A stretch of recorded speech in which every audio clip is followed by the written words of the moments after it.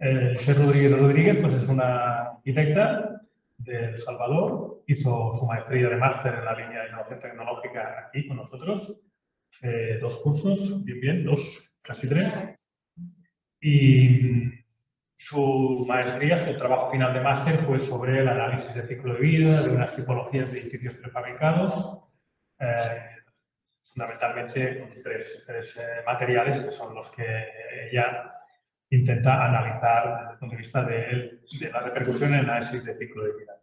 Hizo su tesina, después posteriormente pues, se animó a hacer la tesis doctoral sobre este mismo tema y prácticamente es el último año, el año que viene, pues ya seguramente presentará la tesis sobre el análisis de edificios prefabricados, casos de estudio específicos y concretos en el área mediterránea y en El Salvador, y analizando un poco todo el proceso de análisis de ciclo de vida, de emisiones de energía embebida en un edificio en el ciclo Claret-Suclar. Y bueno, un poco es lo que nos va a explicar. Su presentación va a introducir los aspectos generales de la temática y al final nos avanzará parte de la investigación que está haciendo, que evidentemente todavía pues, es un poquito en una fase terminal, pero que no puede hacer demasiada divulgación porque hay determinados temas de confidencialidad en algunos grupos. Pues sin nada más, es un honor también pues, tener a Lisette otra vez aquí con nosotros que nos va a hacer esta conferencia. Cuando quieras, Lisette, adelante. Muy bien, gracias. Y gracias a los que nos acompañan. Gracias a Adri por la oportunidad. La verdad que para mí es un honor y un gusto, ¿no?, poder compartir de esta temática que he aprendido acá en Cataluña y que espero todavía seguir utilizando. Bien. Yo la he denominado como una pregunta, ¿no? ¿Cómo garantizar el equilibrio en esta ecuación? O sea, en la ecuación donde la sumatoria de todas las huellas de carbono en cada una de las fases del edificio se convierte en el total de toda la edificación. Bien, 10 preguntas. La conferencia se conforma de 2 partes. La primera son preguntas que nos harán ampliar un poco el espectro de conceptos y la segunda parte son casos de análisis para aplicar estos conceptos y herramientas. Siguiente, por favor. La primera pregunta es, ¿por qué nos interesa este tema? Y digo, no, porque no soy la única, hay muchos interesados en explicar cuál es la incidencia de las edificaciones en el cambio climático. Entonces, yo traigo aquí unos datos del IPCC, del Governmental Panel of Climate Change, que es el panel de expertos del cambio climático de Naciones Unidas, y ellos, bueno, nos aclaran que el 40% del consumo energético es de las edificaciones, que el 30% del consumo de materias primas es para las edificaciones, que el 33% de las emisiones de carbono es de las edificaciones y que el 25% de la generación de desechos es desde las edificaciones, tanto para construirlas como lo que genera a lo largo de toda su vida. Entonces, todo esto está contribuyendo al cambio climático. Adelante, por favor. Luego, ¿pero qué? Y como, porque hay personas que me han preguntado, pero sale humo de los edificios y esto parece mentira, pero todos nos imaginamos, ¿no?, que es tan etéreo. Y he buscado los conceptos de la fuente del indicador LEVES, que acaba de entrar en vigencia hoy en abril, elaborado por la Comisión Europea, un proyecto de 5 años, interdisciplinar, técnico, y ahora que busca, quiere como objetivo homogeneizar los criterios de sostenibilidad y evaluación, certificación de edificaciones en el espacio europeo, en la Unión Europea. Igual que pueden ser las European Norms, las normas europeas. Entonces, son 16 indicadores. El 1 tiene 4, el 1.2 nos está definiendo qué es huella de carbono. Y bueno, es la suma de emisiones y absorciones de gases de efecto invernadero de un sistema de producto, expresado como CO2 equivalente, esto es importante, la palabra equivalente, y sobre la base de un análisis de ciclo de vida. Primer concepto. El dióxido de carbono equivalente, que es la unidad, es la moneda de cambio, ¿no? O sea, es la unidad internacional para comprobar o comparar el forzamiento radiativo de un gas de efecto invernadero. ¿Qué es el potencial de calentamiento global? El factor de caracterización que describe el impacto del forzamiento radiativo. Varias veces ha aparecido el término forzamiento radiativo, ya veremos qué es. ¿Y por qué utilizar el indicador? Bueno, porque tiene como objetivo contabilizar las contribuciones del PSG, no es el Paris Saint-Germain, es el PSG, es el PSG, de un edificio a lo largo de toda su vida útil. ¿Y cuál es la unidad? Que es la masa del gas en kilogramos de CO2 equivalente entre metro cuadrado de superficie de la edificación. ¿Con qué enfoque? Ya lo decía, ¿no? De la cuna a la tumba. Siendo la cuna la extracción de materias primas y la tumba la disposición final de los elementos del edificio. Hasta acá me parece que yo no les estoy diciendo nada nuevo. En el máster lo estudiamos, ¿verdad? Yo lo estudié hace 2 años. Entonces, pero vale la pena siempre refrescar. Seguimos, adelante.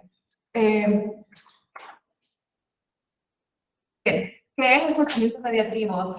Bueno, es la diferencia entre la insolación, la luz solar absorbida y la irradiada al espacio. Y en este fenómeno térmico hay una interacción de gases que están creando el efecto invernadero. Esto puede hacer que suba o decrezca la temperatura. Entonces, el incremento es lo que está también trayendo consecuencias. Parte de ese incremento, que según los expertos nos dicen, es debido a un grupo de gases. Entre estos serían los que están mencionando acá, los HEI, los gases de efecto invernadero, el CO2, el dióxido de carbono, el óxido nitroso, el metano, que por cierto ha sido declarado también como uno de los gases peligrosos, ya no solo el dióxido de carbono. ¿Y cómo hacen esto los edificios? Iremos viendo, ¿no? Adelante. Bueno.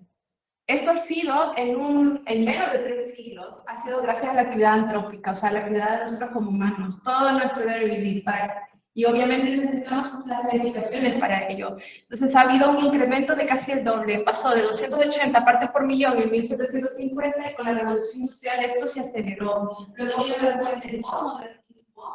boom del petróleo, allá en las décadas 60, esto todavía lo aceleró más. Entonces, como decía, ya tenemos varios siglos. Y es un proceso que parece no revertirse, que parece que incrementa y va hacia el infinito. Precisamente estamos en la era de esa regresión, de esa reversión de todas las consecuencias gracias a esa revolución industrial que sí bien es cierto, mejoró la vida, simplificó avances tecnológicos, no tendría lo que tenemos ahora si no se hubiese dado dicha revolución, pero el costo ambiental para el planeta es alto. Bien, adelante. ¿Y qué se ha hecho al respecto? Bueno, yo he puesto aquí una historia, una cronología, que ahí le pongo el start como que si fuese un videojuego, ¿no? Pues comienza todo con movimientos ecologistas en la década 70, como dije, ¿no? Después de la Segunda Guerra Mundial fue un hito histórico. Después de la Segunda Guerra Mundial, el Plan Marshall exigió dotar de vivienda, por lo menos en el espacio europeo, y hubo una cantidad de construcciones y edificaciones en masa, o sea, cientos de miles de edificios para poder darle vivienda y para poder reconstruir todo lo que la guerra había destruido. Entonces, esto consumió recursos y aceleró el proceso de avance tecnológico en la construcción. Pero también hubo un costo ambiental alto. Después, con lo del boom del petróleo, vinieron otras guerras, en fin, todos esos 50 años en el siglo XX aceleraron ¿sí? los procesos de impacto al medio ambiente. Hasta que comienza en 1985, se conforma la conferencia de la evaluación del papel del dióxido de carbono y otros gases de efecto invernadero. Fue uno de los grandes detonantes. Luego, en 1987, se da el informe de la zona. Ese concepto que a veces está brillado de la sostenibilidad, que no afectemos los recursos para crecer el de la cultura, prepara las sociedades que vamos a ir presentes. Ese concepto fue acuñado en el 87 en este informe por esta ministra noruega. Luego una conferencia mundial sobre la atmósfera cambiante, estamos hablando de la década del 80, probablemente la mayoría de ustedes todavía no estaba por acá en el mundo. Y luego en el 88, una organización meteorológica mundial creó el IPCC. El IPCC fue creado en el 1988. Y es que comenzamos a reflexionar, ¿y qué ha pasado? ¿De por qué ahora las cosas tienen que 50 años antes, y por qué hay ese consumo masivo de recursos fósiles, digamos. Después de creado el IPCC, en 1990 emite el primer informe, 90, 92, un informe adicional 95, 2001, 2007, 2014, el quinto informe. El informe del IPCC, donde nos brindan a toda la comunidad estos datos de cómo el calentamiento global ha ido avanzando y de qué posibles consecuencias, que es lo que más nos interesa. En 1992 fue creado el LSA, la metodología Life Cycle Assessment, que es análisis de ciclo de vida, o ACV para las siglas en español. En el 93, la CETAC, que es la Secretaría de Toxicología y Química en Estados Unidos, publicó la primera guía de LSA. Luego, en el 95 fue el protocolo de Kioto, que ha sido verdaderamente el detonante político para que entrara en las agendas gubernamentales del tema ambiental con mayor fuerza. Pero claro, entró en vigencia hasta el 2005. Imagínense, han tenido que transcurrir que 10 años. En el 97 fue publicada la primera ISO. Este considero que es un punto importante. La primera norma ISO con relación a Life Cycle Assessment, o sea, análisis de ciclo de vida, bajo norma ISO. Las ISO, ya sabemos, son normas estandarizadas, funcionan en cualquier parte del mundo. Y en el 2001 se publicó el Handbook por los holandeses, el gran libro del LSA. Es una asociación de químicos y científicos que se han dado la tarea de crear esta base de inventario de carbono. Y en el 2002 ya se publicó bajo los parámetros de la ISO, se publica ya la norma traducida al inglés y entran en vigencia el cuarto y el quinto informe del IPCC. Yo creo que este contexto histórico creo que es importante. Pero ya mencioné yo el IPCC, ya mencioné yo el LSA, la ISO 14044, he mencionado varias cosas. ¿En qué se resumen o qué significa todo eso? Bueno, nos da esta herramienta, que es el LSA, porque estoy llevando la discusión hacia precisamente el análisis de ciclo de vida. Nos brinda un método por fases metodológicas, que son 5, los objetivos, el análisis de inventario de carbono, obtener los impactos, la interpretación de impactos, no puedo ver cada uno, pero más adelante lo retomo. A través de cada una, de las etapas del edificio, cada una de las etapas, ¿de qué? A lo largo de su ciclo de vida, desde la extracción de materias primas para los productos y la fabricación de estos productos que conforman la edificación, veamos, estamos rodeados de ellos, la etapa de construcción, la etapa de uso, y aquí es muy importante porque en el uso tenemos mantenimientos, tenemos rehabilitaciones, tenemos consumos energéticos, consumos de materiales y el fin de vida. Además, también nos habla de los beneficios ambientales a los límites del sistema. ¿Qué es el sistema? Pues desde que es materia prima hasta el fin de vida. Entonces, la norma ISO dice definir los límites del sistema, definir las unidades dimensionales, ¿no? Esto estoy recordando también una de las asignaturas muy importantes que se llevan en el MBA.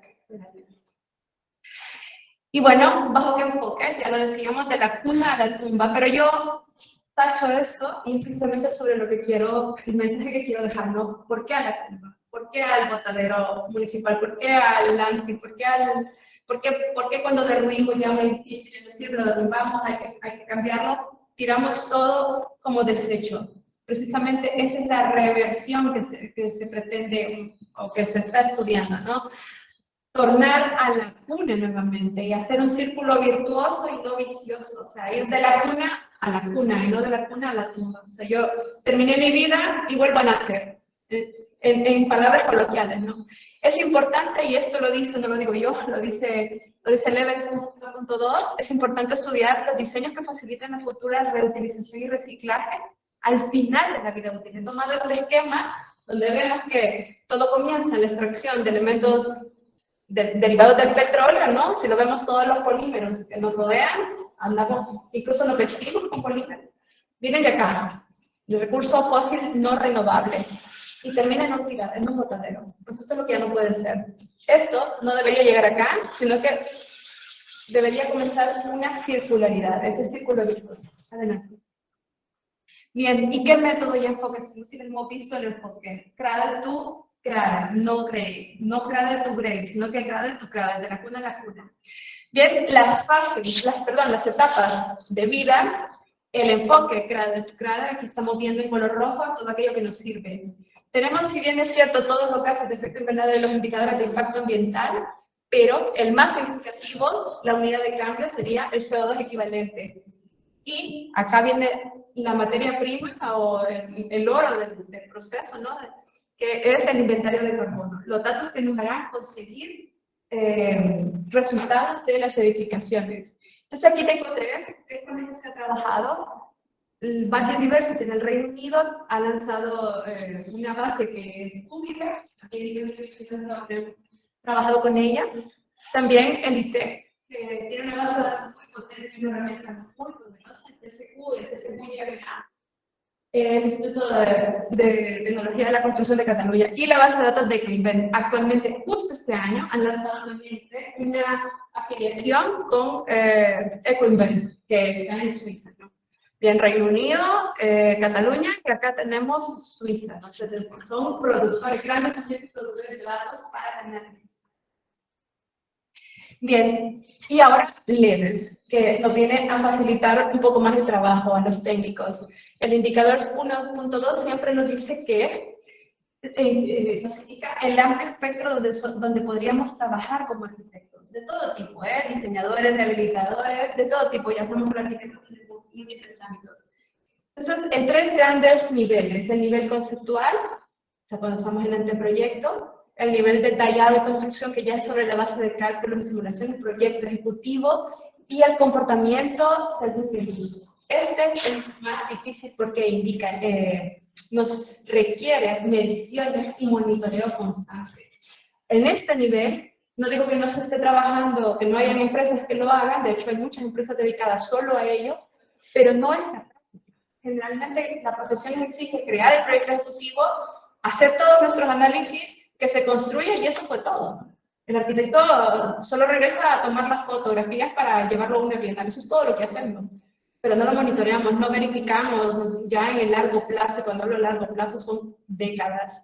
Bien, entonces he tomado también el esquema de Werner Lang, un profesor alemán que lideró un proyecto sobre integrando en esta producción arquitectónica el log BIM, la metodología BIM, ¿no? Que la metodología de desarrollo de información de los objetos en el espacio virtual, ¿no? Entonces vamos tenemos hasta 7 niveles de log, ¿no?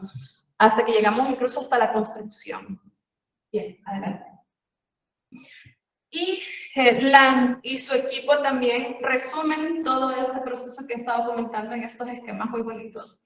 Yo he puesto en color verde o en gris, he puesto la etapa del proyecto y el nivel del proyecto ejecutivo. Y vemos dos grandes ejes de trabajo, y todos lo sabemos, que el edificio se constituye a sí mismo a través de su esqueleto, su estructura. No habría edificio si no haya estructura que le dé soporte, y no hay edificio que sirva para actividades antrópicas si no hay en todo el high-tech o todas las instalaciones requeridas. Entonces tenemos el analista energético y el analista estructural. Pero lo más importante es que debe haber un momento en que se cruce esto. Y hasta ahora, siempre con miras a disminuir la huella de carbono, se había tenido mucho enfoque, mucha atención en disminuir el consumo energético, en que todo lo que se haga en el proyecto sea disminuir el consumo energético. Pero se ha también determinado, ¿quién lo ha hecho? Bueno, el estado del arte, no toda la literatura consultada. Se ha determinado que en aras de disminuir el consumo energético, estamos consumiendo materiales de alta huella de carbono. Entonces debe haber ese equilibrio, ¿no? Bien, adelante. Bueno, ¿y cuál es? Como hasta ahora hemos definido cronología, que interviene algunos conceptos, hemos definido también instrumentos de trabajo, las normas con las que nos vamos a regir, pero para efecto de conferencia o de charla de esta tarde, yo voy a presentar 3 casos. Después de la pregunta 7 son 10 preguntas. Para la selección de estos casos, yo usaré los criterios de diseño de Levels. O sea, que diseñar bajo criterios de sostenibilidad implica configuración y forma eficiente en los edificios. ¿Cómo? Minimizar la relación superficie-volumen. Que no necesito yo expandirme tanto como para obtener una estructura compacta, digamos, sería más eficiente según esto. Construcción optimizada de edificios de consumo de energía casi nulo. Y me gusta mucho casi nulo porque el término NZER, o sea, Net Zero Energy Building, es un poco presuntuoso, ¿no? No consume nada, pero en realidad el concepto indica que es un gasto casi nulo, como bien lo acuña acá en España, ese término, por el Código Técnico de la Edificación. Bien. La utilización de materiales de valor circular optimizados. Ya iremos viendo un ejemplo de qué significa la circularidad y la optimización. La prolongación de la vida útil del edificio y sus componentes. Creo que aquí sí tenemos muchísima responsabilidad el gremio de arquitectos. El diseño con fines de adaptabilidad y el diseño para la reconstrucción. Esto todavía es etéreo, todavía no nos lo creemos y todavía hay literatura que podemos leer muchos libros, pero practicarlo y hacerlo, estudiar un buen ejemplo que cumpla la deconstrucción, no lo vemos en una edificación como en la que estamos. Generalmente esto nos suena mucho en los pabellones itinerantes, en esa arquitectura que desaparece. Bien, y estas son las etapas que se ven afectadas en cada uno de esos criterios. Entonces, estos son mis criterios para diseñar y también para seleccionar casos de análisis. Y estas son las etapas que afectarán, las etapas del ciclo de vida. Bueno, ya de mi propia cosecha tengo este esquema resumen. Tenemos las fases de la ACV, el objetivo y alcance, la unidad funcional, el análisis de inventario, evaluación de impacto y la interpretación. Y las etapas del edificio que nos podemos ir cada vez acotando, ¿no? Los incorporados o de fabricación, construcción, operatividad, fin de vida. Fin de vida, yo lo sustituyo por nueva vida, a través de métodos de cálculo y métodos de simulación. Son varios los programas que trabajan, muchas calculadoras que hay en la red, empezando por Gavi, CIMAPRO, TCQIMA, tenemos una, bueno, la de Math University, se me dio en este momento qué número de licencia es, pero son muchísimos los instrumentos de simulación. Sin embargo, si entendemos los conceptos, si tenemos una buena fuente de datos, cualquier arquitecto puede montarse una herramienta por sí mismo. Yo creo que detrás de eso voy, de intentar encontrar, primero para mí y luego para compartir, ¿no?, con cualquier persona que quiera hacer un análisis preliminar en sus primeras decisiones de diseño. ¿Y qué es la materia prima? Bueno, es todo esto. Esto pertenece a la European Norm Española, o sea, una norma española, la UNE. Sabemos que las N son las normas europeas. Están vinculadas a la ISO, pero que cada país del espacio europeo nacionaliza la norma, la traduce en su idioma, ¿no? Entonces, esto es importante porque tenemos muchísimas normas UNE con relación a la metodología CV y a los conceptos de sostenibilidad de edificios. Créanme que aquí está muy bien controlada, eso me encanta, ¿verdad? Estudiar acá siempre conlleva un orden en todo. Y bueno, define este árbol con todos los componentes de la edificación. Y yo he seleccionado en color gris los puntos críticos, lo que en la AC2 tabla define el marco Levels como punto crítico. ¿Y qué es punto crítico? Todo aquel componente de la edificación que está incrementando la huella de carbono. ¿Qué son esos componentes? ¿Qué se imaginan ustedes? Ya lo hemos dicho, ¿no? La estructura y la envolvente, lo que tiene que ver con energía y lo que tiene que ver con el propio soporte. Luego vienen instalaciones, agua y energía, pero acá tenemos envolvente, estructura, y luego se va ramificando porque, claro, luego vienen acabados, pero en sí misma la estructura es uno de los principales aportes a la huella de carbono. Adelante, por favor. ¿Y qué buscamos comprobar? Bueno, busco verificar si es posible establecer un rango que delimite el impacto total.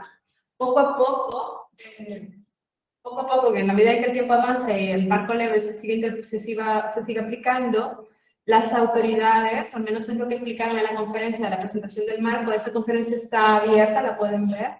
Yo he dado, al final de la presentación hay unos links donde ustedes pueden entrar a escudriñar y descargar los archivos. Se trata de acotar acá cuánto CO2 equivalente debe haber máximo según el sistema constructivo, según el tipo de edificio. ¿Qué rango debería de ser para que esa gráfica ascendente de la huella de carbono se detenga en algún momento? O sea, ¿cuándo vamos a dejar de impactar negativamente con las decisiones de diseño? Es una pregunta un tanto difícil de responder porque hablamos de 50 años de vida útil y hablamos de muchos periodos y de muchos componentes. Entonces, buscar ese equilibrio en este momento, lo que nos toca es estudiarlo, ¿no? Y tratar de contabilizarlo y tratar de lucubrar con ello. Bien, he tomado esta ecuación, realmente la ecuación es de Chau et al, está en un artículo de la serie, es muy bueno ese artículo, de hecho tiene 380 citas o más, donde definen, ¿no?, que la huella de carbono total es igual a la sumatoria de cada una de la huella de carbono de las etapas. Sin embargo, no es simplemente un número. Cada etapa podría conllevar múltiples factores. Cada etapa es toda una hoja de cálculo. Son muchas operaciones. Y también me interesa verificar si es posible el equilibrio en esta ecuación, pero con el nuevo concepto, ¿no?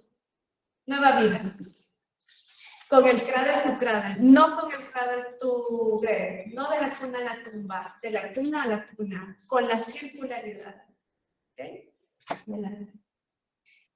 Y finalmente, ¿cómo se logra? Esta es una de las preguntas de la hipótesis de investigación. ¿Cómo se logra el equilibrio en esa ecuación de la huella de carbono del edificio? Si se ha tenido en cuenta dos grandes estrategias, la eficiencia energética, que es ley, hay que cumplir. Todos los edificios de contrata pública deben ser certificación A, deben tener gastos casi nulos. ¿Por qué? Porque es el deber ser. No podemos estar firmando un convenio de la COP, un convenio internacional, a bajar las emisiones de CO2 si no tomamos la ley en las manos, ¿no? Entonces es obligación que haya eficiencia energética. Y las escuelas de diseño se prepararon no hace 5, hace casi 2 décadas para ello. En todo el mundo. Pero también que haya la optimización de materiales. Aquí viene lo nuevo. Esta es la nueva revolución. Después de la eficiencia energética, la optimización, la circularidad.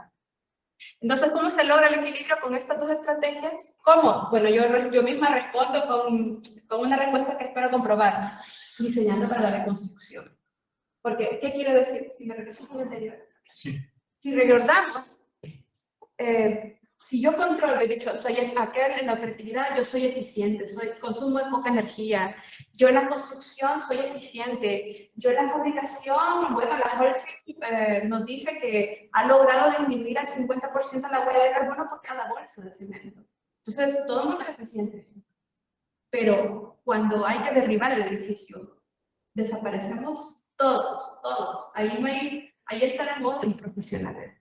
Entonces, si tenemos todo eso, ¿qué más hace falta? Pues preocuparnos por la neumática, preocuparnos por comenzar a trabajar en la circularidad parcial. Una más. Bien. Y para ello Levels, el 2.4, nos está dando una herramienta potente que lo ha dicho siempre el comisionado, es un italiano, que lo van a mejorar. De hecho, te lo ponen ahí en las cláusulas, pero un día como hoy, esto es lo que funciona.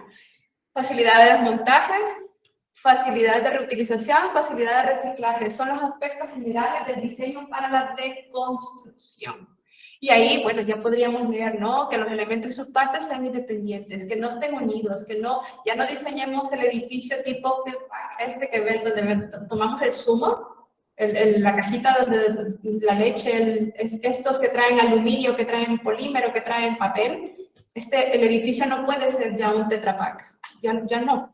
Entonces no podemos tener, o sea, ese cambio en el paradigma de diseño, es hacia los debemos ir. Y nos presenta este diagrama de flujo de las acciones para la deconstrucción. Además, nos da una métrica de cómo valorar sobre estos factores de circularidad. ¿Y cómo funciona? Bueno, vamos del 0 al 1 y sabemos que todo lo que va del 0 funciona como un porcentaje, si multiplica la cantidad. Entonces, va siendo el 1 la reutilización directa del componente. Voy a poner un ejemplo. Tengo un pilar, lo voy a reconstruir. A ver, vamos a desarmar este edificio que ya no va más. El pilar. Al quitar ese pilar, ¿puede volver a ser un pilar en otro terreno, en otro solar? Si es así, tiene 1 y es un uso directo, ¿no? Si el pilar le tengo que cortar, le tengo que pulir, le tengo que hacer algunos ajustes o mejoras, pues ya es una preparación para el reuso. Pero seguirá siendo un pilar, eso no es reciclaje. El pilar, la jasena, el muro seguirán siendo el elemento constructivo. Luego, si yo no puedo reutilizarlo, pues debo reciclarlo. Y ahí lo importante es de conocer la reciclabilidad y el porcentaje de recuperación de esos materiales. Si no puedo, ¿y cómo lo hago? ¿Puro o lo tengo que separar? Por ejemplo, el Tetra Pak, no, es que reciclarlo es muy difícil. Invierto mucha energía, más de la que necesité para fabricarlo. Luego, ¿qué pasa? Que si no puedo todo esto, pues entonces que me sirva de recurso energético. Entonces, por lo menos que sirva para alimentar unas calderas. ¿Vale? Y si no, si aquello era peligroso y no era inerte según la clasificación de los desechos del PROGRO, que es la Asociación de Desechos Sólidos en Cataluña, se tendrá que ir a un tratamiento al relleno sanitario. Y esto es lo peor, porque esto es altísimo impacto. Y esto es calificado con 0,01, 0,15, 0,25, 0,50, 0,75, 0,90 y 1. Bien, ok. Ahora vamos a los 3 casos. ¿Cómo he usado yo estos números? Voy a explicar 3 casos, siendo el primero, algo que trabajé con mucho cariño, que lo hemos publicado. Digo lo hemos porque con los profesores Adrián Muros, con José María González y con Muriel París, he trabajado de la mano con ellos en esta visión. Entonces, este fue el primer ejercicio con TFM en el 2019, que tiene tres artículos publicados. Bien, ¿qué hice yo en esta oportunidad? Pues yo conformé el prototipo X, le llamé edificio X, y aunque los editores de ACE, la revista ACE, me dijeron, esto, edificio X, no son los expedientes secretos X, sí, pero es mi edificio, prototipo, lo llamo como se me mencionó el edificio X. ¿Por qué? Porque no es ningún edificio, ningún sitio. Adelante. Fue desarrollado en 7 versiones estructurales. ¿Qué hice? Intenté ponerme en el lugar de un diseñador que está comenzando a tratar de decidir cómo crear el edificio. 4 plantas, uso de vivienda, circulación vertical, circulación horizontal. No tenía terreno. Y lo desarrollé en 7 escenarios de sistemas de construcción prefabricada, producidos de forma industrializada. ¿Qué significa? Bueno, es que todo se hace bajo estrictos controles de calidad para evitar desperdicios y desechos. O sea que yo me monto aquí una fábrica y pongo los robots y automatizo mi proceso, y yo controlo el gasto en agua, energía, la seguridad de los trabajadores, y produzco un elemento de calidad, y yo luego me llevo mi grúa y ya lo monto en el sitio. Y me demoro un día en montarlo, y me demoré 3 meses en diseñarlo y 1 mes en fabricarlo. Eso es construcción industrializada. ¿De cuánto se da esto? Desde los años 70, comenzó antes, desde el Plan Marshall, desde que se comenzaron a hacer. Pero ahora ha evolucionado a través de BIM, y todas sus etapas. Bien, pues este es un edificio de 25 por 25, 50, que tiene escalera elevador y puede ser partido en 6 o en 8. Y se han preseleccionado los sistemas que no requieran estrategias de rigidización, que me venden en el mundo de las estructuras. Bien, y tenemos sistemas constructivos o estructurales, pórticos, esqueletos, muro portante, fachada portante y módulos 3D. Y tenemos las estrategias de rigidización para que el edificio no se desplace con las cargas que le llegan. Y entonces yo selecciono aquello que tiene menor demanda. Y entonces también selecciono, de todo el universo de sistemas constructivos, seleccionamos los más representativos, porque si no la vida no nos da.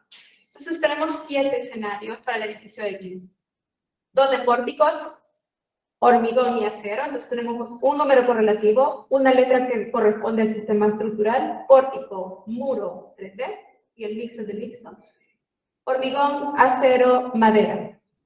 Así es como funcionan. 2 pórticos, hormigón, acero, 2 de muros, hormigón, madera, un sistema mixto y 2 sistemas de celdas 3D de madera y hormigón. ¿Cómo lo hicimos? Bueno, se genera un modelo de cálculo con el código técnico de la edificación.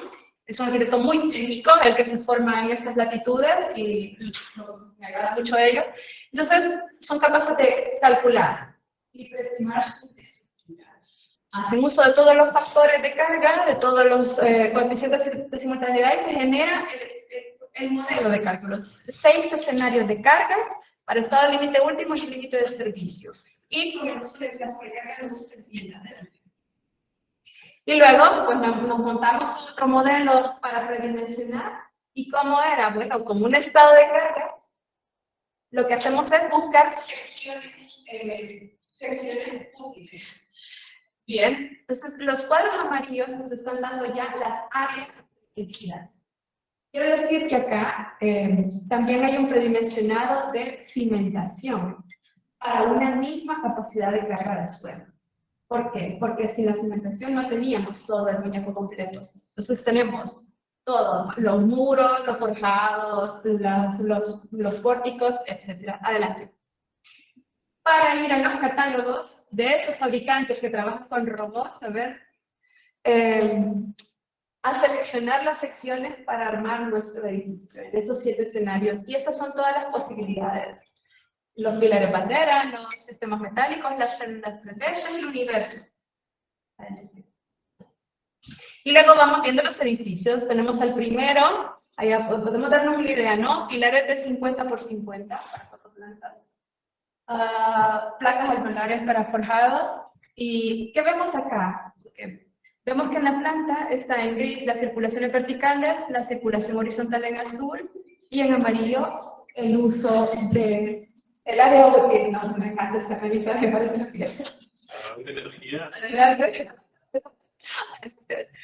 Y ahí vamos viendo, bueno, tenemos el de muros, hormigón, madera, adelante. Y el híbrido, que es el que más me gusta, el más interesante. Hay mucha industria de prefabricados en Cataluña, muchísima. A nivel de España, pues, y tienen tantísimos productos, no avanzado tanto, y hay muchos despachos de arquitectos que han logrado darle un carácter más bonito al edificio, porque se abandonó la idea de hacer prefabricados porque la arquitectura era muy cajonera, pero bueno. Me gusta mucho porque es un módulo en U y puedes lograr muchas combinaciones. Entonces, hay un proyecto, Pica Aguilera, arquitectos, de vivienda que ha utilizado ese sistema para ver mucho ver. Finalmente, ¿qué encontramos?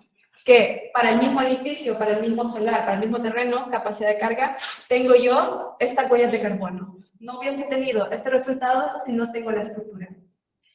¿Y quién es mejor y peor? Bueno, no es mejor y peor. Es cuál pesa más, cuál es de qué material, ¿bien? ¿Y qué vemos acá? Pues tenemos CO2 equivalente y tenemos la energía. La celda 3D de hormigón es de las que más huella de carbono tiene. En términos de energía, compite con el acero.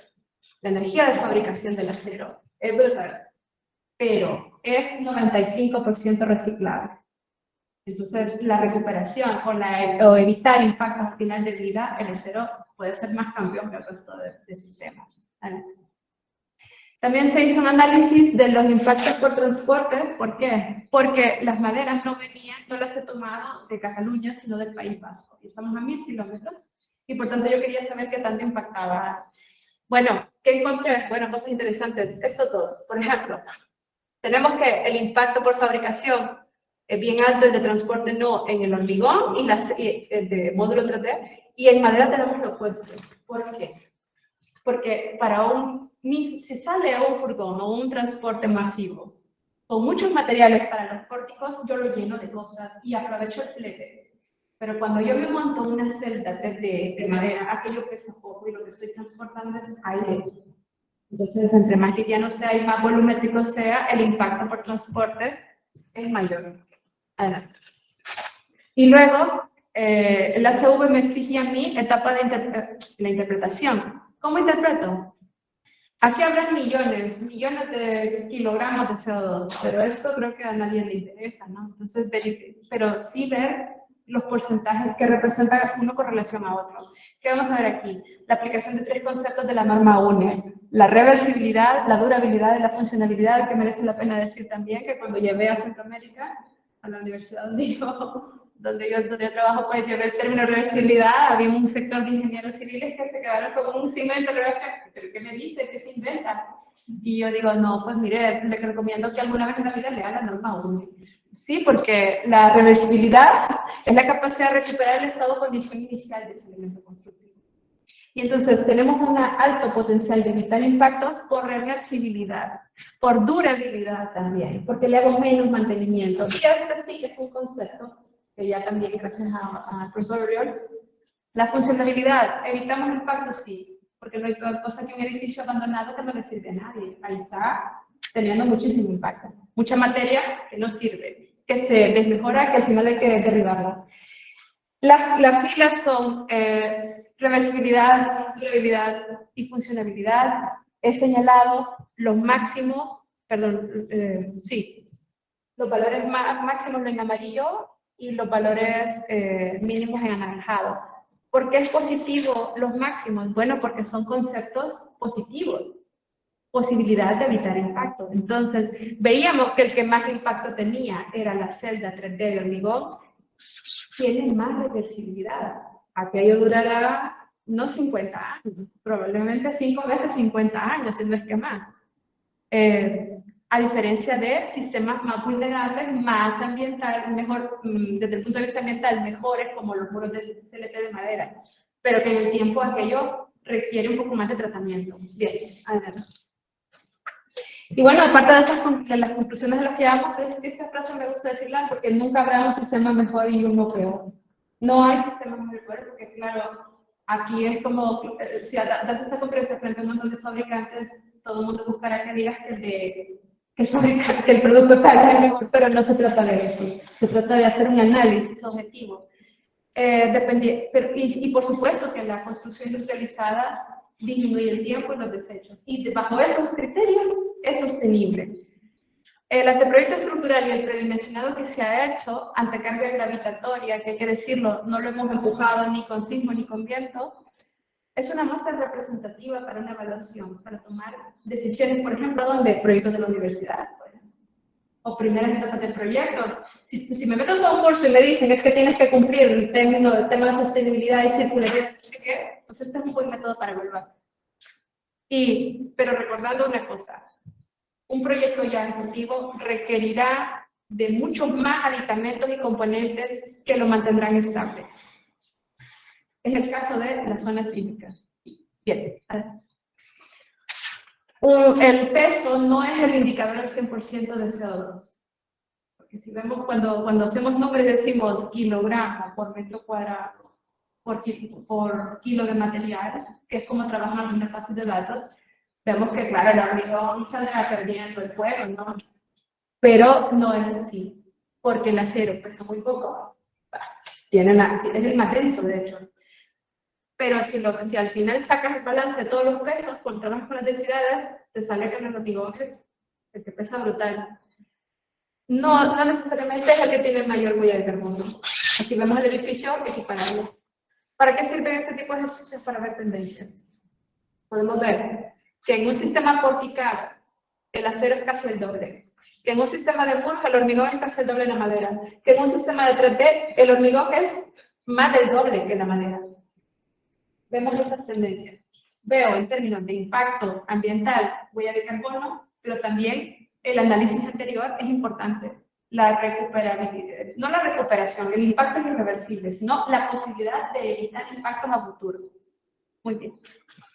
Bien, entonces, esas fueron las conclusiones del caso 1. El caso 2, más breve, esto es de mi propia cosecha. Esto es un proyecto de investigación realizado en Centroamérica. Clima tropical, no es estacional, como el Mediterráneo o como en los hemisferios, ¿no? Norte y sur. Bien, esto fue desarrollado bajo la metodología ASRAE de la LID, ASRAE 90.1, un prototipo de 100 metros cuadrados, diseñado bajo los criterios de ENSER. Cero energía neta, porque dos cosas. Había sido diseñado, optimizado para consumir la menor cantidad de energía y generaba su propia energía. Toda aquella que consumía, también con una visión de que hubiese un superávit energético, que además de yo produzco lo que consumo y además le doy, ¿verdad?, a los demás. Entonces, así se diseñó. Era pequeñito, se hizo en madera, que no es un material tan popular en aquellas latitudes. Entonces, es experimental, pero está construido. Bien, 3 fases metodológicas lo desarrollamos entre todo el equipo. La fase inicial, que es metodología LEAD, ¿verdad?, que trabaja con los requerimientos del propietario y las bases de diseño, y genera un modelo inicial, lo que llamamos anteproyecto, y pasa por una fase muy importante, que es la fase 2, que es un proceso iterativo, ¿no? ¿Para qué? Para buscar el modelo de carga energética optimizado. O sea, aquí le meto aislamiento, aquí le hago no sé qué, aquí le cuido las ventanas. Estrategias activas y pasivas. Pasiva bioclimática y activa de high-tech, entonces de aditamentos y dispositivos. Automatización, control, medición, bombas de calor y todas las estrategias que también estudiamos en el MBR. Bueno, ¿todo para qué? Si yo tengo el edificio óptimo, sé que consumirá la menor cantidad de energía. Y entonces haré la simulación de potencial de energías renovables. Y el de la cubierta fotovoltaica, antes de hacer el cálculo estructural y todos los cálculos para generar los documentos del proyecto ejecutivo, construcción y medición. ¿Cuántos tiene? Si no recuerdo, son 72 puntos de medición. Hay sensores por donde sea que están midiendo temperatura interior, exterior, presión, iluminancia, todos estos indicadores de efectividad que se miden en edificios. Bien, esto es interesante, esto lo produjo el equipo de ingeniería mecánica. Como dije, ¿no?, se hace el modelo con simulación energética, se trabaja con Design Builder. Y se genera la producción energética, que es esta, y el consumo. El edificio alimenta un coche eléctrico, que también es novedad, aquí no lo es, pero en aquellas latitudes sí lo es. Entonces, el edificio alimenta la bomba de calor, pero también alimenta el coche. Y como vemos en los meses del año, el edificio tiene superávit energético, o sea, produce más energía. Y en la realidad, antes que llegase la pandemia, no habíamos completado el año, faltaron 2 meses, pero logramos verificar que sí hay ese superávit energético, que el concepto NZEP se puede producir. 1, 2, se necesitan 3 años como mínimo para validar aquella gráfica. Para ser honesto, ¿no? O sea, el proceso de investigación está todavía en trabajo. Bien. Bueno, después de todo aquello, nos dimos a la tarea con un equipo que ahora son arquitectos, Rodríguez, Javier y González, los estoy citando. Yo dirigí este trabajo y hicieron una gran labor con CIMAPRO, trabajaron con la base de Coinbel. Uriel París también nos comentó cosas en aquel entonces, y verificamos que la envolvente del prototipo, aquí tiene un corte, es la que más huella de carbono genera. Por lo tanto, confirmamos lo que dice Levels, los puntos críticos, envolventes. Si la envolvente es estructura, bien, ¿sí? Porque no hablamos solo de la envolvente y el esqueleto, sino que cumple las 2 funciones, ¿no? Aislamiento térmico y ser autoportante. ¿Okay? Pero lo más importante son estas gráficas, porque esto responde a la ecuación, a la misma ecuación de Chao et al, donde vemos las etapas resumidas en 4. Incorporado, fabricación, construcción, operativa, disposición final. Se hicieron dos simulaciones, una para enviándolo todo al relleno sanitario e hicimos otra con factores de reciclabilidad. Con base en qué? Bueno, se investigó en la industria. ¿Qué tanto se puede recuperar? O sea, ¿qué tanto en la cantidad de elementos demolidos, en la cantidad de reciclaje incorporado a la manufactura de nuevos materiales? Entonces, con base en ello, se trabajaron los escenarios y se lograron bajísimas emisiones de CO2 equivalentes por metro cuadrado de edificio en un plazo de 50 años de vida útil. Finalmente vengo yo y, con toda la literatura que estoy coleccionando, porque yo creo que eso es lo que hacemos a veces en la investigación, lo comparé.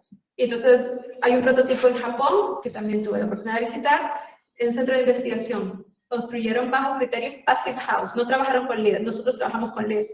Un prototipo habitacional, pero en un laboratorio al final de cuentas. Y con una investigación de profesores de la ETSAL de escuelas de Cataluña. Que es, aquí están las fuentes, ¿no? Pons Bader y Timothy Gaca, Icaga, y Rodríguez, Javier y González. Son los tres análisis que los he comparado por sistemas constructivos, acero, hormigón, acero y madera, etcétera, y El Salvador quedaba bien bajito, tiene una mínima huella de carbono. Yo digo, bueno, este dato será recalibrado por mí este año, así que no puede ser que uno cuando algo te da muy bueno, no te alegres, al contrario. O sea, es cuando se encienden las alarmas de, me estoy equivocando. Este es el muñeco, este es el edificio, ¿no? Este es el cochecito, adelante. Bueno, ahora para finalizar ya el espacio y poder interactuar, que creo que es importante.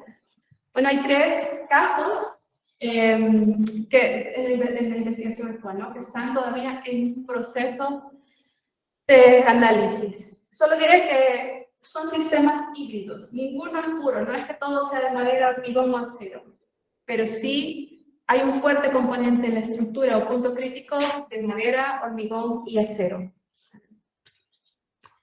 Bien, la materia prima y toda la metodología que vimos, aquí presento estos 3 monstruos, pero que no los son. Al final vemos son productos y sumatorios.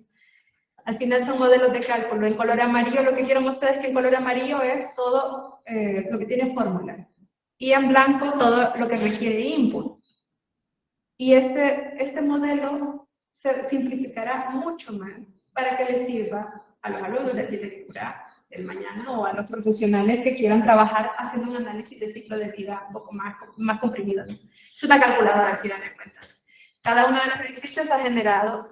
Los de colores son los datos del inventario de carbono.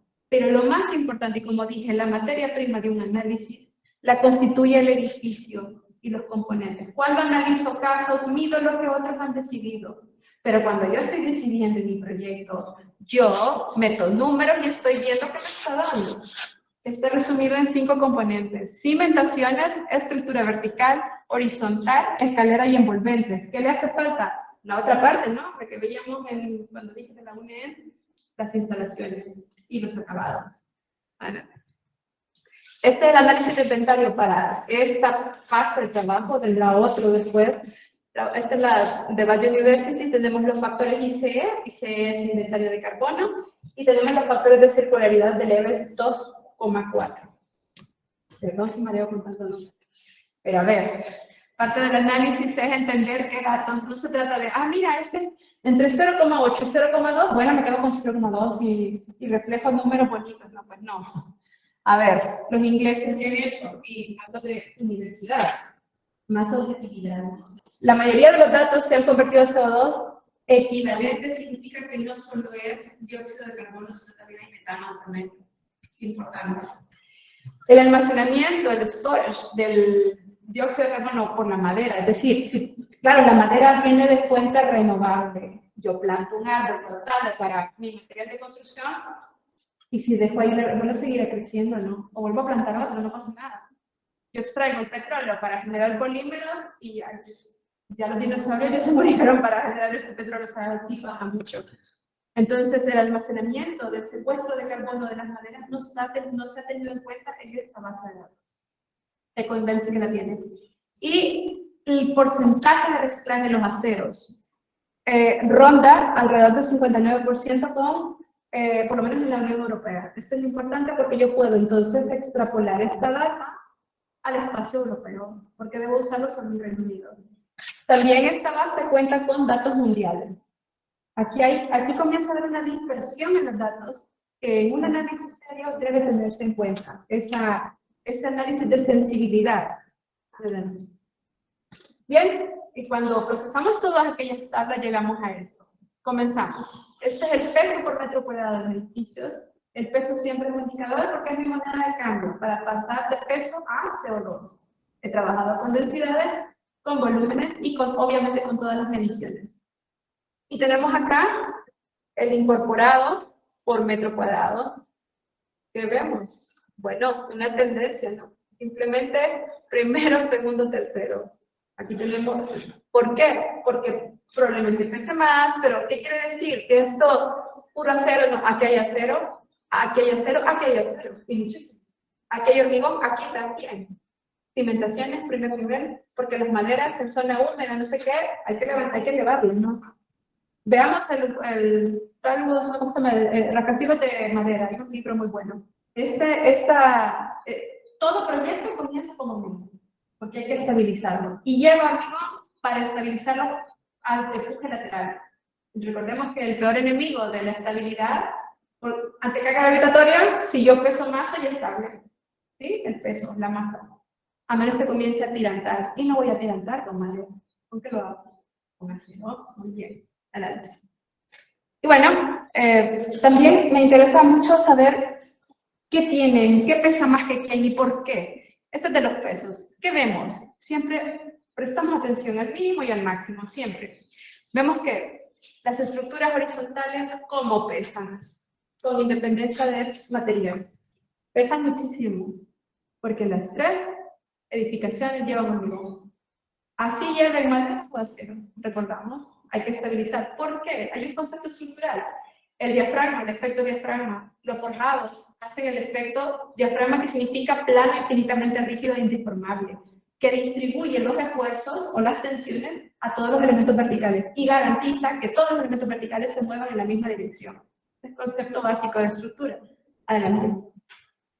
Pero el CO2 o el incorporado, no de vida, vemos que la envolvente comienza a generar ese ruido.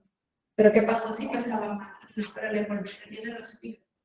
Como yo le comencé a meter ahí, bueno, la nada mineral,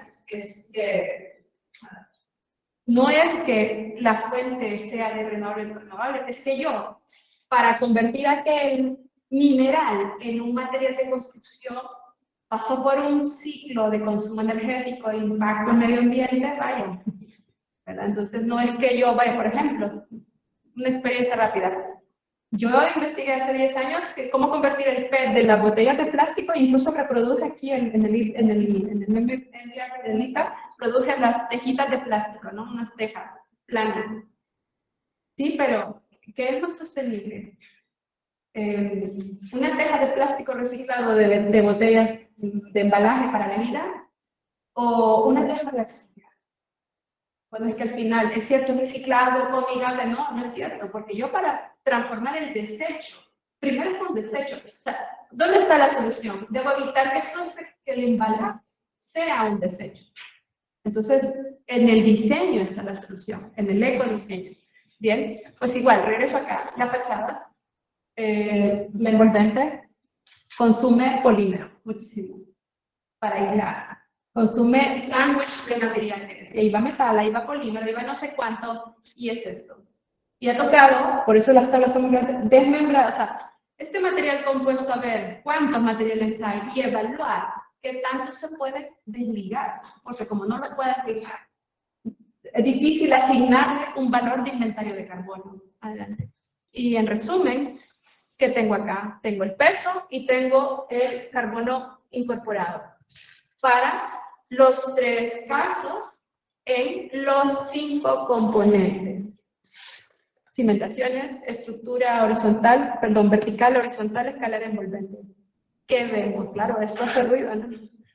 La estructura horizontal pesa mucho, pero la envolvente impacta más. Y no porque sea de madera, no quiere decir, increíble, ¿no? Estructura horizontal. Tengo dos forjados. Hay uno que tiene mayor impacto ambiental que el otro, por menos más carbono incorporado, para no usar la palabra impacto ambiental. ¿Por qué? Porque mientras esté en el edificio no necesariamente impacta, a menos que contribuya al consumo energético. Impactará cuando lo demuela y vaya a parar a un relleno sanitario. Adelante. En un esfuerzo de extrapolar datos y montar un modelo de cálculo y generar el ciclo de vida en las etapas de la A a la C, se genera este modelo y luego llegamos a un total de ciclo de vida. Y tenemos 3 áreas, 3 edificios para homologar los datos de área, el área equivalente. Lo multiplicamos por un factor para estar comparando lo mismo. O sea, digo, peras, manzanas, para que la manzana sea pera, pues lo multiplico por un factor. Y luego el ACU por metro cuadrado. Adelante. ¿Qué hay aquí? Bueno, el total por metro cuadrado en un plazo de 50 años. Son pocas las diferencias y eso me llama muchísimo la atención. ¿Y qué quiere decir? Para mí es sorpresa y es lo bonito de investigar porque pasamos horas y horas y horas y horas y horas, pero les hablo de horas, igual que como nos tocan las universidades a todos, ¿no? Entonces, para darnos cuenta de eso, que yo pensaba que tendría como en el edificio X, ¿no? Esto es 2 veces esto es 1,8 veces, pues no, están muy similares. ¿Y a qué le atribuyo yo a la hibridez? Estoy trabajando con un proyecto ejecutivo y toca regresar a las memorias de cálculo estructural y comenzar a verificar cuáles son las estrategias para estabilizar los edificios, que consumen muchísima masa. Bien, adelante. Y finalmente, llegado al final, un mensaje acá. Para responder a la pregunta de la conferencia, ¿no? ¿Cómo logro el equilibrio con la deconstrucción? ¿Cómo lo vemos? ¿Bajo qué parámetros lo vemos? Bueno, todas las etapas, como no tenga beneficios más allá de los límites del sistema, como no tenga, estos beneficios serían posibilidad de impactos incorporados, como con generación energética, con reciclabilidad, con reutilización, con deconstrucción. Yo tendré una simple sumatoria que crecerá en un plazo de 50 años. Aquí hay consumos energéticos a 50 años, CO2 por 50 años de consumo de energía. Adelante. Afortunadamente, la selección de estos casos, recuerdan que vimos una tabla para seleccionarlos con los criterios de diseño, de levels, y era que edificios de eficiencia energética 1, edificios, de hecho, uno de ellos es LEED Gold, los otros 2 son certificación A del Código Técnico Español. Así que son edificios de gran eficiencia energética, 1. Pero el costo para esa eficiencia energética ha sido esa envolvente, aislada. Esos vidrios de doble cámara y no sé qué, esto es lo suyo, porque no hay manera de bajar el consumo energético. Luego, ¿dónde podemos buscar el equilibrio con la deconstrucción? Y ahí el análisis. Que me ha tocado usar el coeficiente de circularidad de Levels 2.4 y hacer una consulta de la industria, de los materiales de construcción que fueron utilizados en estos edificios, para verificar qué tanta recuperación o qué tanto potencial de evitar impactos que hagan que este número baje de 12 ahora a 5. Si vemos la anterior, prestemos atención, de 12, 9, no, es decir, 12, 9 aprox, de la 0, y la madera que llega a 8. Veamos cómo baja. Baja a 5, a 4 y algo, ¿no? Pero ¿quién bajó más? ¿Y por qué? Y aquí comienza el diálogo. Porque este es más reversible. Porque los mantenimientos son menores, porque en un ante un mismo tipo de ambiente abrasivo, que recuerdo que es el clase 3, clase 2, ¿no?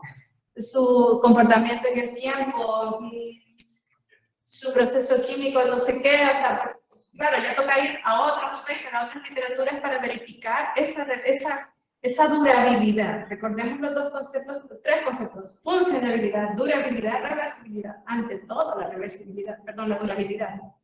Luego la reversibilidad. Pues estoy en esta etapa y espero afinarla con lápiz, porque entraremos ya con el simulador para verificar, primero validar datos con datos, metodología, y luego mi modelito pues irlo haciendo más trabajable, ¿no? Ok, eso es la última. Bien, equilibrio ¿cómo? Con 3 cosas. Aquí voy a responder la pregunta. Medir, declarar y diseñar para la deconstrucción. Declarar implica que yo mido y genero un informe técnico. Estoy declarando algo como técnico. He tomado esta gráfica de estos investigadores, un paper muy bueno también, donde investigaron edificios hechos en el Plan Marshall que fueron abandonadas, un caso muy prominente, Berlín, toda la zona que era de la cortina de hierro, toda esta zona, cuando Berlín se unificó, la reunificación de las dos, de los 2 extremos, ¿no? Entonces, la gente se movió con libertad. Y muchos que fueron obligados a vivir en el lado oeste, querían, se marcharon de ahí, y aquellos edificios quedaron como fantasmas. Entonces, hubo un proyecto de construcción y de investigación para verificar qué tanto se podía recuperar. El paper reporta 45% de recuperación. Y después declaran este gráfico y resumen y dicen, en la vida útil de un edificio y diseñado para ciertas calidades y ciertos comportamientos, si no se hace un mantenimiento e incluso una rehabilitación, es imposible llegar al mismo nivel de calidad. En el tiempo, ¿verdad? En el tiempo. Si yo voy a hacer todas estas operaciones, más me vale a mí haber diseñado algo con una punta no tan rígida o con una estrategia para poder hacer esos cambios. Esto, como dije, no es fácil. Y cuando pensamos en reversibilidad, pienso en un pabellón o en una cosa itinerante, no algo que va a durar desde la guerra, desde la Segunda Guerra Mundial hasta nuestros días, ¿no? Aquí les muestro entonces lo que fue y lo que es ahora. Claro, yo me pregunto, ¿tiene sentido demoler 12 plantas para hacer 4? Y dices, ¿por qué hacen esto? Pero resulta que lo hicieron en Finlandia, en Suecia y con mucha fuerza, en Alemania, o sea, en el norte lo han hecho. ¿Por qué creen que lo hicieron? Se diseñaron en 1900 ayer. A la luz de la eficiencia energética actual, esto no cumple ni flexibilidad habitacional, ni protección térmica contra el clima, y hablamos de países cuyas temperaturas rondan debajo de los 0 grados, no hace mucho frío la mayor parte del año. Entonces, en aras de, si de todas maneras lo iban a tirar, porque lo iban a tirar, lo que hicieron fue recuperar al máximo y reedificar. El reporte técnico de este proyecto reporta que las capacidades resistentes no fueron afectadas. Y aquí vemos un detalle de una unión que con una mezcla mínima, o sea, son uniones casi que articuladas, no del todo empotradas, ¿no? O sea, que aquí se permite cierto desplazamiento, ¿no? No hay un empotramiento rígido. Bien. E hicieron cosas como estas. Esto es producto de la deconstrucción. Jukka Saver-Azam, sobre todo Azam, es quizá uno de mis investigadores favoritos del Tecnológico de Berlín. ¿Y por qué lo puse? Bueno, porque mi sorpresa en la semana anterior, que estaba terminando de leer otro documento, me doy cuenta que el indicador 2,4 del EDES de la Comisión Europea ha citado a estos investigadores, estos proyectos de estos investigadores en el capítulo de la diseñar para deconstruir. Y bueno, hay otros recursos de consulta bajo el principio de circularidad, de economía circular, el diseño y estrategias para la reversibilidad de las edificaciones. Es muy bueno, este libro también lo tengo por acá. Pero llegamos quizás a un punto más relevante, ¿no? más serio. Claro, porque yo me puedo leer un manual y pensar que lo estoy haciendo bien, pero una forma de dar un paso adelante, de hecho uno de los proyectos que tengo lo ha logrado, es generar los pasaportes de materiales. Significa que se hace un rastreo completo, estos estudios actualmente son muy caros, se hace un rastreo completo de la circularidad del material. Y el pasaporte te dirá, si queremos derribar, tenemos el pasaporte y podemos saber qué tanto podemos recuperar. Y quizás aquí, a ver, ¿qué dice? Este valor, bueno, esto creo que es muy importante. Los edificios constituyen un repositorio importante de materiales. Pero este valor, a medida de visto únicamente como un costo de demolición y eliminación, ya cuando ha finalizado su vida útil. Cuando estos componentes y materiales se pueden recuperar adecuadamente al final de la vida útil del edificio, sí, solo sí, hay mercado para consumir todo ese, porque ¿quién lo quiere? ¿Lo recupera? ¿Yo dónde lo tengo? Si no hay espacio suficiente, ¿quién lo va a gestionar? ¿Cómo se hace eso? Es una gran pregunta a nivel incluso de gobernanza, ¿no? Como, de hecho, Naciones Unidas todavía, bueno, en Latinoamérica hace poco estuvo participando en un estudio de circularidad para Latinoamérica, o sea, todavía no se tiene claro cómo se montará este círculo virtuoso de la recuperabilidad de la... Bueno, el pasaporte sí es una práctica hecha en edificios, incluso acá en Cataluña, uno de los casos tiene sus pasaportes, pero es tratada como información confidencial, ¿no? Del propietario. Otro ejemplo, no sé si les suena el EPD, el Environmental Declaration of Product, que es Declaración Ambiental del Producto, EPD, para... Yo puedo tener un EPD de mi móvil, de la Coca-Cola, de este asiento, pero un edificio puede tenerlo, sí. Esto es un proyecto del ATINA, Naciones Unidas también, para los edificios de la Columbia Británica. Sabemos que fue el primer rascacielos de madera más famosillo. A través de la metodología ACV han hecho una declaración total de pérdida pública. Y finalmente, las páginas de recursos que yo he consultado, que espero sirvan a todos, ¿no? Artículos del caso 1 y 2, el LERS y el acceso a las versiones en castellano, todos en inglés, y hay que abrir un usuario. Y bueno, un blog, que por si les interesa, y eso es todo, por su atención, pero yo creo que ahora sería muy interesante escucharlas.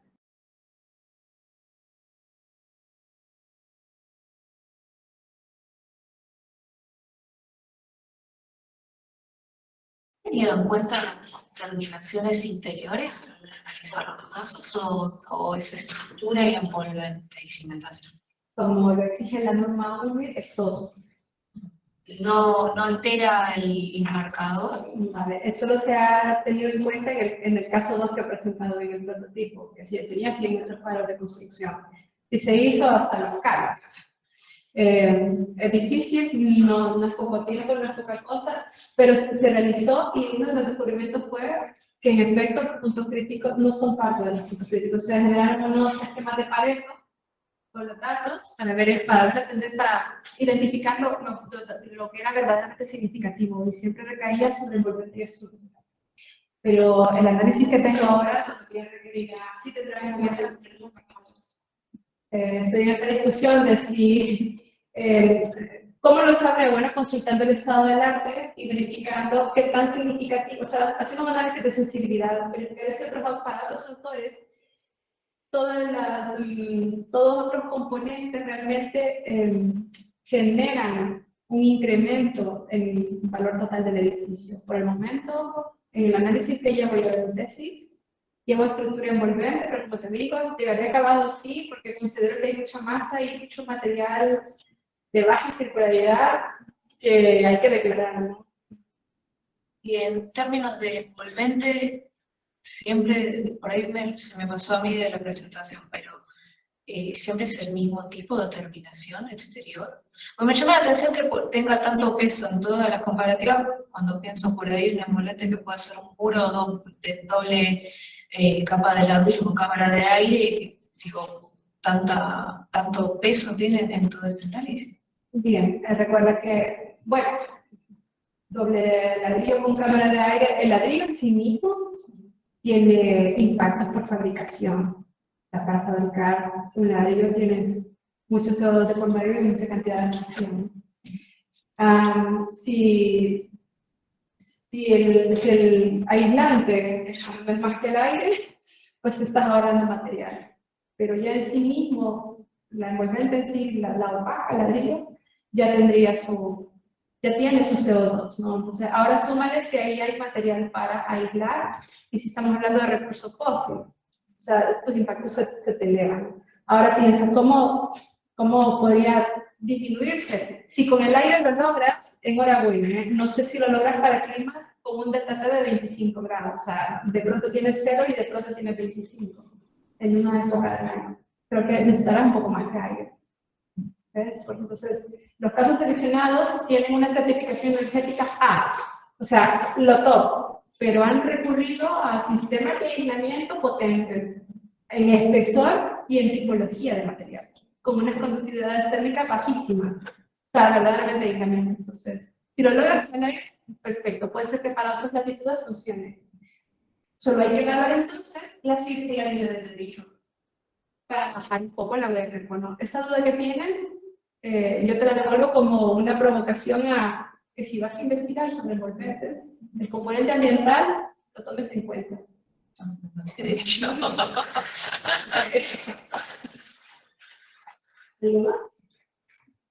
Yo tenía una duda con respecto al tiempo de vida útil de cada edificio, ¿no? Si quizás se ha hecho un análisis o el porcentaje de edificaciones que se derrocan, por ejemplo, aquí en Cataluña, como para expresar ese punto de construcción, digamos así, porque varias edificaciones, por ejemplo, hablemos de un, de un centro corporativo, como el 22 de Arroba, hablemos así, como que son edificaciones que de cierta manera mantienen su altura, pero obviamente no sé si se piensa en ese tiempo de derrocamiento de los 50 años o quizás solamente trabajar en lo que vendría a ser envolvente, que de cierta manera necesitas mantenimiento, además como mencionaba Estefanía también, la parte de diseño interior, porque los espacios interiores se van renovando cada cierto tiempo, 5 o 10 años, porque se renuevan sus usos. Entonces, eso quería como preguntar también si se toma en consideración esas cuestiones, porque hablamos en este tema más también de estructura, pero a veces como que la estructura podríamos mantenerla de cierta manera y lo que en realidad provoca esta cuestión de CO2, de consumo energético. Muy bien, gracias por tu pregunta, es fantástica y la concateno con la tuya porque has tenido en cuenta lo anterior, de hecho por esto mismo, porque forma parte de lo que se cambia, el mantenimiento. Tal vez al inicio como incorporado no es significativo, pero cuando ya lo vemos en el plazo de los 50 años sí que lo será. Y tienes muchísima razón, que el retail, eso no se dice, pero creo que es bueno decirlo, ¿no? Es una de las disciplinas que más impactan precisamente porque están en ese constante cambio de materiales simplemente por tendencia, no porque realmente se necesite. Pero bueno, es una realidad. Y en ciudades como esta, que también merece la pena tenerlo en cuenta, que donde tienes una ciudad de mucho cuidado patrimonial, cuyas leyes de la protección patrimonial es grande, o sea, es importante, también hay un proceso de renovación constante, no vamos a vivir en las mismas condiciones del 1800, entonces, claro, hay toda una entrada y salida de flujos de materiales. Ahí también se torna muy importante hacer el análisis sobre los otros componentes, por eso sí se tendrá en cuenta. Con relación a la duda que te intuyo, que de los 50 años, ¿de dónde te lo has sacado? Bueno, es que los códigos te dicen que la estructura como mínimo debería de soportar los 50 años, eso cualquier código de cualquier país. También el Código Español te dice que cada 10 años debería considerarse un mantenimiento y te da pautas para eso, por lo menos el hormigón. Ha entrado en vigencia incluso el nuevo código de hormigón, que ya no está EHA, ¿no?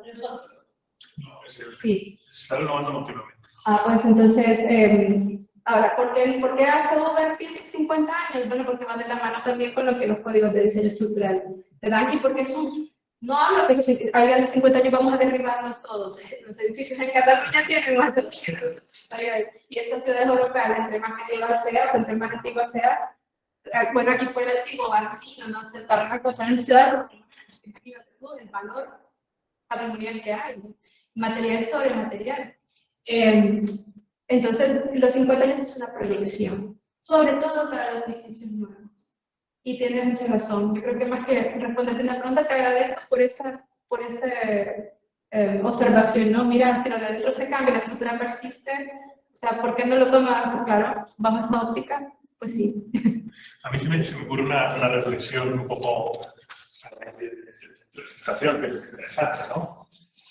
Que es un poco esta idea de dirigirnos hacia la prefabricación y a las uniones no rígidas, sino desmontables. Este concepto de máquina, como si la arquitectura es una máquina, ¿no? Estamos de alguna manera, la sostenibilidad va a ser hacer que la arquitectura sea una máquina, como decía Le Corbusier, que habla de otros conceptos, pero al final, si construimos un edificio como construimos una máquina, utilizando elementos, atornilladores. Entonces, la gran duda que me queda a mí es, bueno, realmente, ¿cuál será la vida de un edificio? Es decir, ¿cuál es la vida de una lavadora, de una nevera, de un coche? Es decir, no son proyecciones a 50 años, son 5, 10, 15 años, depende de la calidez del producto, o sea, un determinado vehículo que puede durar 15, 20 años, es de una calidad técnica muy buena, ¿no?